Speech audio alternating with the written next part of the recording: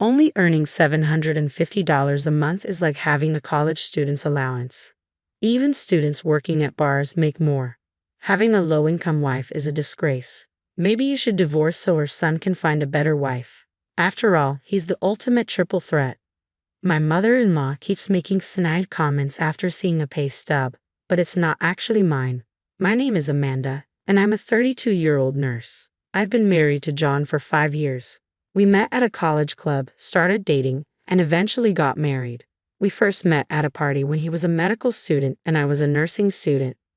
John hasn't passed the medical licensing exam after failing twice and taking 3 years off. He is currently working part-time and studying hard for the exam. I'm working as a full-time nurse, so I'm the primary breadwinner. John isn't the type to brag about making money in cosmetic surgery or post pictures of a $468,000 Rolls-Royce on social media. He's serious and dedicated, reading accounts of people who've lost family members to illness, checking the number of people affected by infectious diseases daily, and studying literature on Japan's healthcare system. I respect him, even though he isn't a doctor yet. He genuinely wants to become a doctor to save his patients, so I didn't abandon him despite his lack of income as he entered his 30s. He kept the fact that he wasn't a doctor yet a secret from his parents. "Sorry, my mom is too nosy," John said. "It's fine. I support you so you don't have to worry about your parents. Live your life the way you want. This is short term," I reassured him. That's why it remained a secret. The reason it wasn't discovered was that he worked at night as a security guard at the hospital where I worked, so he was technically employed there. He had knowledge and could obtain information from my stories on the job. No one suspected he wasn't a doctor yet because he could talk like one. So to his seldom seen in-laws, I said, yes, patients really like him. I believe that while cruel lies hurt people, kind lies sometimes save them. Telling a patient, "You have 3 months left and there's no chance of recovery," creates a countdown that's often worse than saying, "You look good today, and you ate a lot." That's how people are. On the other hand, my mother-in-law, who is the complete opposite of my serious and honest husband, has a very harsh personality. She's the typical overbearing mother-in-law.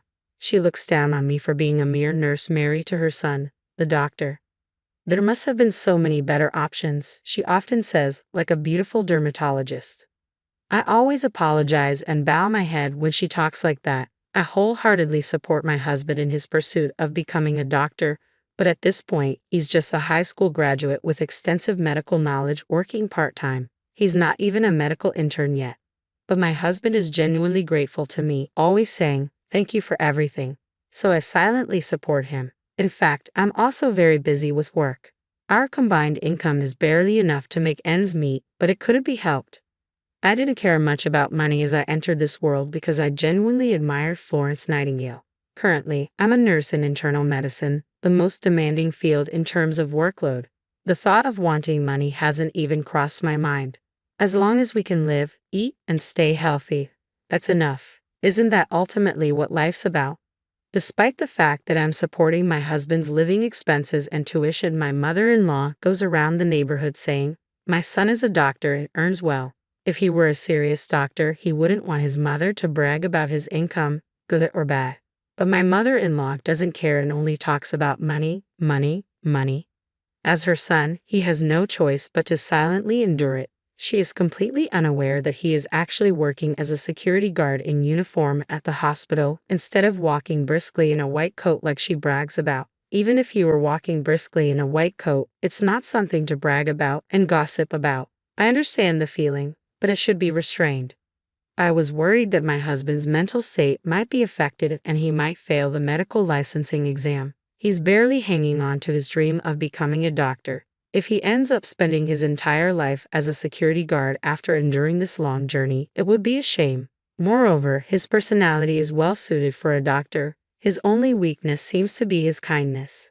That's why my mother-in-law's speculations like claiming my son makes $373,000 a year only add more pressure on him. Knowing that's false only makes things harder for him. Once I gently voiced my disapproval. I think it would be better for the patients if he didn't talk so much about his job because it might cause problems. After all, if you think about it from the opposite perspective, would you want to go to a doctor whose mother is constantly boasting about her son when you're sick? But my mother-in-law didn't care. Shut up, you're just a nurse. You should be grateful that you could marry a doctor. It's luckier than winning a $3 million lottery. Money can't buy status, you nursing school graduate. She spewed such verbal abuse. Yes, I'm sorry. Thank you for allowing me to marry John. I respect him both as a doctor and as a person, so please just leave him alone, I replied. You're so annoying. We can still make him divorce you and remarry. It would be pitiful if our future grandchild inherits your low IQ blood. This is beyond harassment. It's close to a violation of human rights. But I kept quiet. Somehow, compared to saving a patient's life or my sense of mission in my work, my mother-in-law's sarcasm seemed very trivial. I didn't really take her seriously, but as those days continued, the inevitable finally happened. My in-laws live a 30-minute express train ride from our house, so we don't visit each other often. With my busy work schedule, I wasn't around them much, which is why this lie had been working. However, whether out of boredom or impatience, my mother-in-law showed up at our house unannounced. What a cramped house. Why does my pride and joy of a son have to live in such a poor-looking place? She remarked as soon as she arrived. Seeing the row of medical books, she narrowed her eyes and said, "Well, he is my son after all," and took a picture with her phone. Most of the books were for the national medical exam, and I was secretly nervous. The presence of this year's books would normally give away that he's still a student.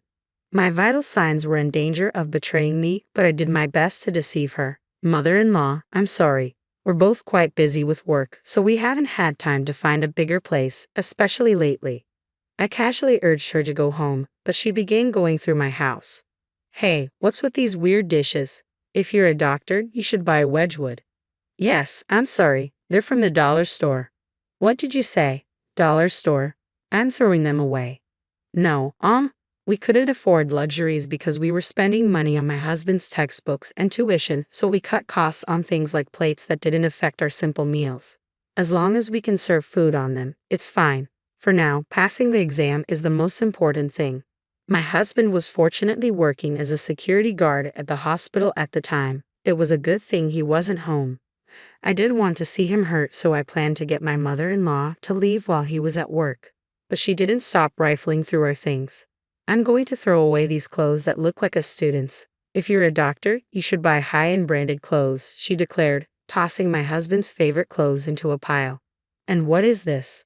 A piece of junk watch. If you're a doctor, buy a luxury watch, she said, throwing away his smartwatch, seemingly unaware of its convenience.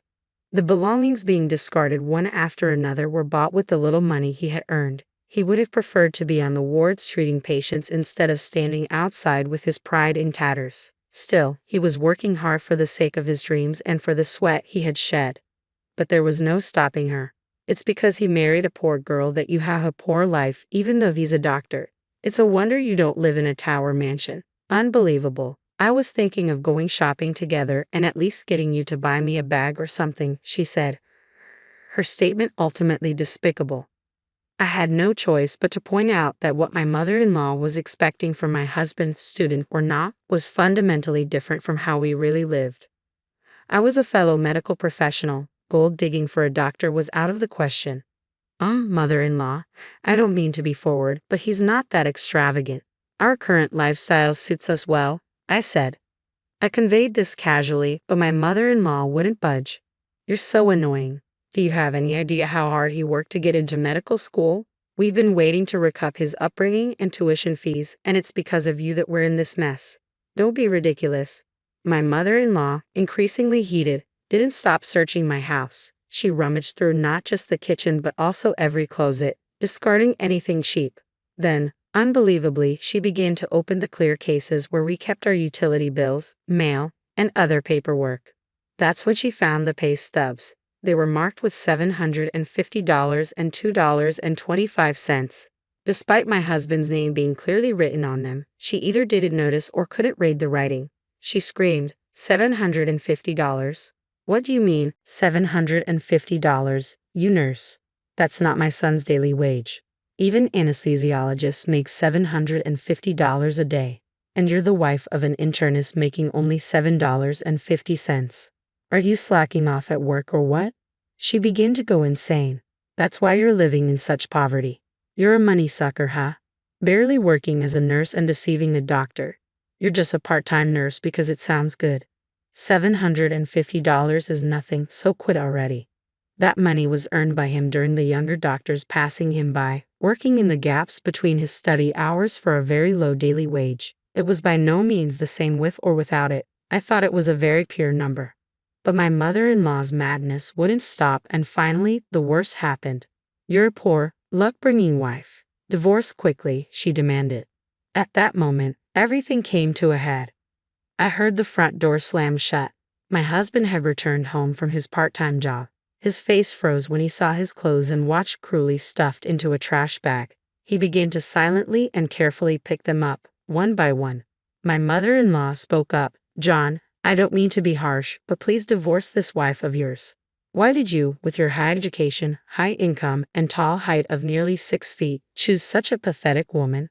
I'm so sad. She only earned $750.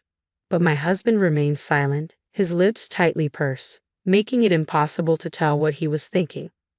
My mother-in-law laughed and added, I'll bring the divorce papers for you. Leave this dusty room and this disinfectant-smelling woman behind and remarry a better woman. You're a doctor. Remarrying is a given. Then my husband slowly stood up and finally said, Mom, I've been keeping quiet about this, but I'm not a doctor yet. Huh? She responded, stunned. I'm sorry for hiding it, but I haven't passed the national exam yet. And about that $750. For some reason, my mother-in-law was so surprised that she turned to me for help. I don't understand what he's saying. This $750 payslip is yours, right? I decided there was no use hiding it anymore. No, it's not mine, I replied. My husband chimed in, that's my salary from my part-time job. That can't be. You're lying, right? She stammered. I'm not lying. It's true, he said firmly. I'm not a doctor yet. I failed the national exam twice, my husband confessed. My mother-in-law, shocked to find out her son was not a doctor yet, suddenly started acting strangely. As she rummaged through her house, she slipped on some scattered newspapers and fell to the floor, crying out for help. She managed to avoid hitting her head but broke her right arm with a loud snap. My husband and I quickly treated her and took her to the hospital, guiding her to the orthopedic department. But my husband had something important to say. Mom, I'm sorry, but please don't come to our house anymore. And I don't want you to think of me as your son anymore, he said firmly. Trembling from shock, my mother-in-law listened as he continued. I knew you were bragging about me, but I put up with it. I felt guilty for lying, but when you insulted the money I worked so hard to earn, that was too much. But I never would have guessed you were a doctor. It doesn't matter if I'm a doctor or not. Do you think I'm studying just to say I earn $750 a day? I'm an adult, and it seems like we can't reconcile our differences in value, so let's cut ties. It seemed that my husband had truly decided to sever his ties with his mother. My mother-in-law, who had found her only purpose in life boasting about her son, seemed completely disheartened. Nowadays, she stays cooped up in her house, apparently too embarrassed to face her neighbors. That same year, my husband successfully passed the medical licensing exam. Though he was a bit older, he started working as a newly minted resident physician and shone brightly, never forgetting to show kindness such as offering tea to the security guards. Our days became very peaceful and happy. If she had just waited a few more months, my mother-in-law's dream would have come true, and she could have seen him in his white coat. It's really a pity, but she brought it upon herself.